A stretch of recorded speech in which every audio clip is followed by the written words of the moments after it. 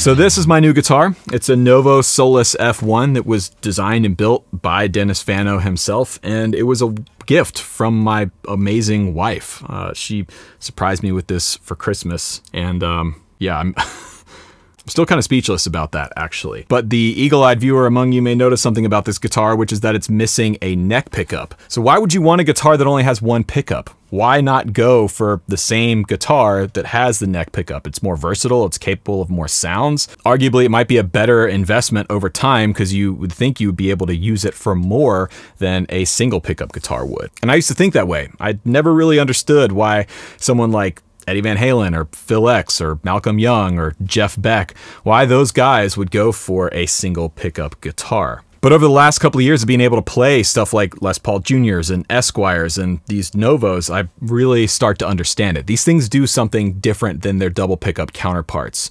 And there's a few good reasons why I think you would want to pick up a single pickup guitar like this, or even try pulling one of the pickups out of a guitar that you already have. And there's actually some interesting sort of science behind this too. It's not just all hearsay and forum posts and things like that. There's some interesting concepts of why these guitars feel different and sound different and respond differently than their double pickup or triple pickup counterparts. So that's what we're gonna talk about in today's video.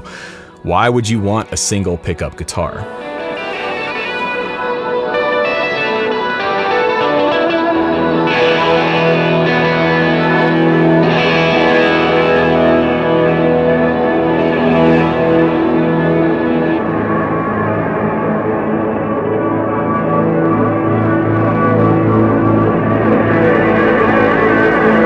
Single pickup guitars are nothing new. In fact, most of the first guitars that went electric were single pickup. They only had one pickup, mostly in the neck position, or what we would now refer to as the neck position.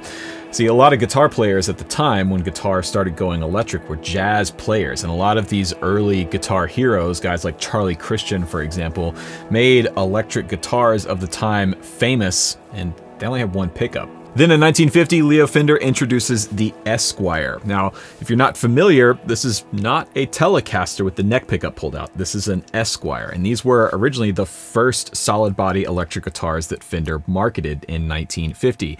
He later added the neck pickup, and it was called the Broadcaster, which led to a lawsuit from Gretsch, who had a drum kit at the time called a Broadcaster.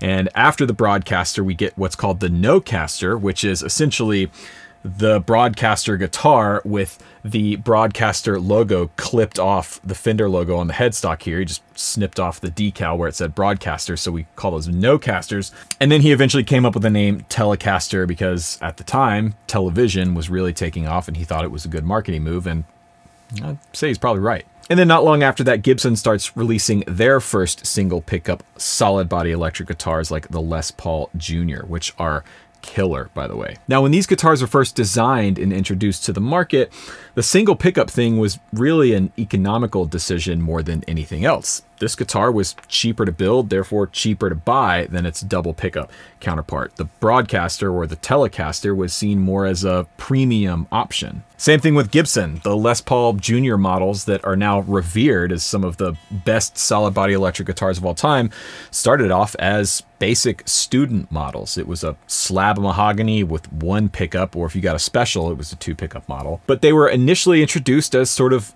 budget alternatives to their double pickup, or in some cases triple pickup counterparts. So at this point, you might be thinking to yourself, what's so cool about a single pickup guitar? Especially when you have two guitars that are somewhat similar. Why would you spend money on the single pickup version when there are plenty of dual pickup versions out there, especially when you're talking about things like a Telecaster?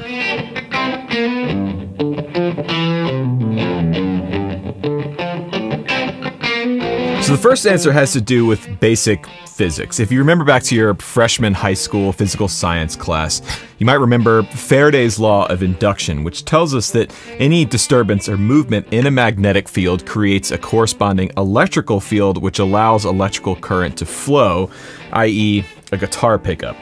A guitar pickup is just a simple permanent magnet wrapped in a tightly wound coil of copper wire, and when the strings vibrate through that magnetic field, it creates an electrical field which allows electrical current to flow through your guitar's output jack, into your amplifier, and then out to your adoring fans. Pretty simple concept that I think most guitar players out there understand. Now, whenever you have one or multiple pickups on your guitar, those magnetic fields are acting in a very small, subtle way on your strings. And there is some question out there as to whether or not the magnetic fields created by the pickups affect the overall sustain of the guitar, how long the strings vibrate. It makes sense to think about, in theory, having more magnetic fields under the strings may cause the strings to vibrate less often through time, thus deadening the sustain of the guitar. But I did a quick Google search before I started shooting this video to see if there was any kind of science to back up these ideas, and I found an interesting article on ultimateguitar.com, which I'll have linked down below, where they actually interviewed a PhD physics student who's a guitar player, and this student had a really unique perspective that I had not ever thought about or heard before. Now, in this article from 2019, the author reaches out to a physics student, a student at UC Berkeley named Kenny Vetter. Now, in this article, the author asks Kenny what he thinks about double pickup guitars and their interaction on the guitar's sustain and overall tonal response, and Kenny said this: "The actual pull of the magnets is not a huge factor to those with untrained ears. That being said, the use of multiple pickups can still change the sound produced by your guitar in many ways. When a note is played on a single string, the fundamental frequency is the one that comes through the most strongly. However, the overtones or harmonics of the note also come through. If they didn't, then every plucked string would sound like a tuning fork. The position of the pickup on the guitar will determine which of those overtones come through the loudest. For a plucked string, each overtone has a set of nodes and antinodes along the string.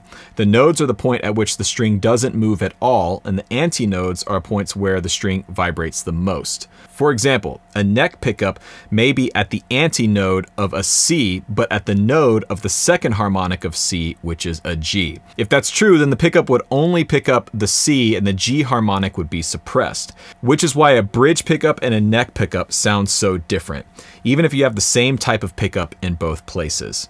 Now, when I read that, it kind of blew my mind a little bit. Now, the Harmonic Series, or the Overtone Series as it's also sometimes called, is a little bit too in-depth for the focus of this video in particular. It probably deserves its own video, which I may very well make in the very near future. However, Andrew Huang did an amazing video on this subject that I'll have linked down below if you want to know more about it. He does an incredible job of breaking down the Harmonic Series and why it does what it does. It's sort of the physical foundation of music and tonality, and part of why humans love sound. But as a brief overview, the Harmonic Series is a series of frequencies where each frequency is an integer multiple of what we call a fundamental. So on the guitar, if I just play the note C, for example,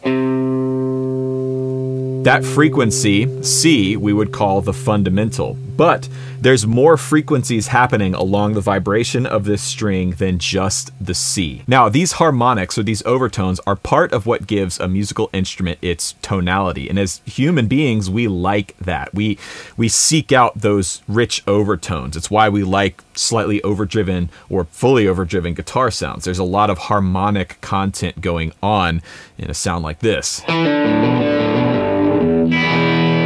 Now, in answering that question, Kenny brings up a really fascinating point about the Harmonic Series on guitar. Depending on where you have a pickup placed on the length of the string is going to determine what notes and what harmonics come through your guitar's output jack and into your amplifier. Now, I've never really thought about it in those terms, but it makes complete sense, and you can experiment with this on your own by just staying on one pickup and changing where you pick along the string, starting back towards the bridge. You get a brighter, sharper tone, and as you move towards the neck, the tone starts to roll off and get more round. Part of the reason for that is the Harmonic Series along the string. Now, if you had a neck pickup on this guitar, not only is it going to pick up a different portion of the string, but it's also going to act in a small way by inducing a magnetic field on those strings, which is going to change the behavior. It's going to change the vibration of that string, thus changing the overall sort of tonality of the guitar. Now, I want to be really careful here to not overstate the effects of this. It's really a subtle thing, and like Kenny Danny said, most untrained listeners aren't really going to be able to hear the difference between something like an Esquire versus a normal Telecaster. But to my ear, there is a difference in tone. The single pickup guitars seem to be a little brighter. They have a little bit more presence in the top end, and they do seem to have a little bit more power and a little bit more sustain. Now, that may very well just be confirmation bias, a placebo. I look and see there's no neck pickup there, so my brain says, ah, this sounds different because this guitar is different. Most guitar players, myself included, like to hear with our eyes, but I do believe there is a sonic difference. But to me, the appeal of a single pickup guitar is more than just the physics and science behind why it might sound 3% or 5% different than its double pickup counterpart. To me, there's something else going on here that makes these guitars really appealing.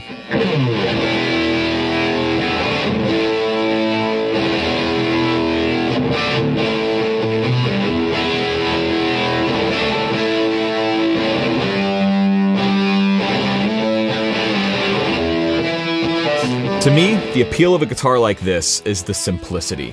I approach a single pickup guitar differently as a player than its double pickup or triple pickup counterparts.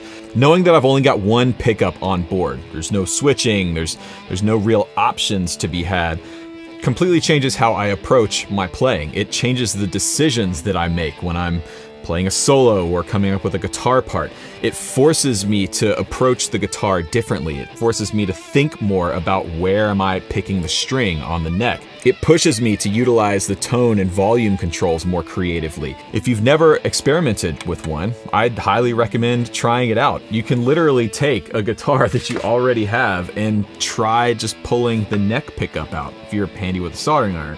A popular mod for a lot of Telecasters is to just pull the neck pickup out and turn it into an Esquire. Now, to fully turn it into an Esquire, you're gonna need to change the wiring because the switching layout and controls are different on an Esquire than they are on a Tele. But it's a pretty simple mod to do, and it's something that you can try out at home. So, all that to say, if you've never tried one out, if you've never given a single pickup guitar a chance, think about it. It might actually surprise you like it did me. So those are some reasons I think you should check out a single pickup guitar. If you enjoyed today's video, let me know by leaving a like and comment down below. You can check out the links in the description box if you want to support this channel. I've got some video courses down there, Helix presets, all that's available down below. Don't forget to follow me on Instagram at Rhett Shull. Subscribe here to my YouTube channel if you haven't done so already, and check out my second channel, Rhett Shull Studio, where I'm doing weekly live streams and long form interviews and more in-depth gear posts over there. My heater's kicking on, which is a cue to wrap up this outro. So thank you guys so much for watching. My name is Rhett Shull, and remember, there is no plan B.